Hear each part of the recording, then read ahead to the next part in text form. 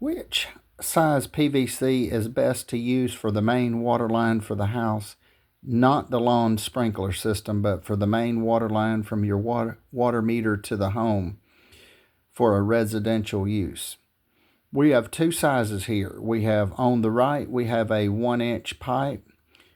On the left, we have a 3/4 inch pipe. The average, and one thing to point out here, keep in mind that this pipe is schedule 40. As one can see, the wall here, the thickness of the wall is thick. Both of these pipes are schedule 40 pipe, but this one is a 3/4 inch. This one is a 1 inch. So there's more volume coming through this. There's less volume, but I'm not sure, perhaps more pressure. But if your water pressure is in the range of 60 to 75 psi, which is an average, anything above 80, 75, 80 is getting on the high side, anything below 50 is getting on the low side. But if we take and if we're going, say, 30, 40 feet or so, the 3/4 should be fine. As a general rule, most water lines, if you're doing it in PVC, now you could do it in PEX, you could do it in copper. It's not to say this is right and wrong. And keep in mind, it's not to say this method is wrong, this method is right. Now, do keep in mind, if you're a good distance away from the water meter, if your house is a good distance, you may need to use 1 1/4. Or for that matter, if you're a long ways away, a 1 inch pipe instead of a 3/4. Let me clarify. Pardon the confusion there. So if you, again, use 3/4 as a general rule. Schedule 40 is better on the main water line than the sprinkler system, in my opinion.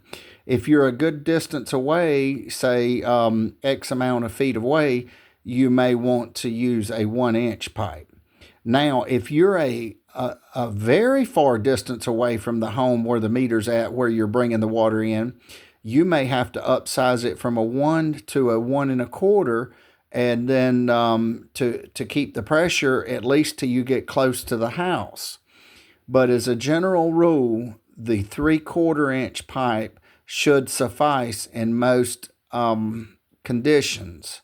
However, there are extenuating circumstances, and it's not a one-size-fits-all with people. Sometimes they go uphill. So if you're a long distance away, you may want to get with perhaps an engineer that's familiar with water and pressures and gallons per minute, and then you may want to do a bucket test, and then find out from your water company exactly how much pressure you have in each neighborhood. Water pressures vary from neighborhood to neighborhood. They're not, say, if you go into one neighborhood, it could be 55 psi. You go to another neighborhood, it could be 110 psi. So do keep in mind, just because you live in the same town doesn't mean you have the same water pressure. So the water company may be able to tell you if you speak to the engineering department. Again, you may need to speak to somebody in the engineering department that has more knowledge than somebody at the front desk that doesn't have a lot of engineering experience. But in that case, they could tell you what size you need to use.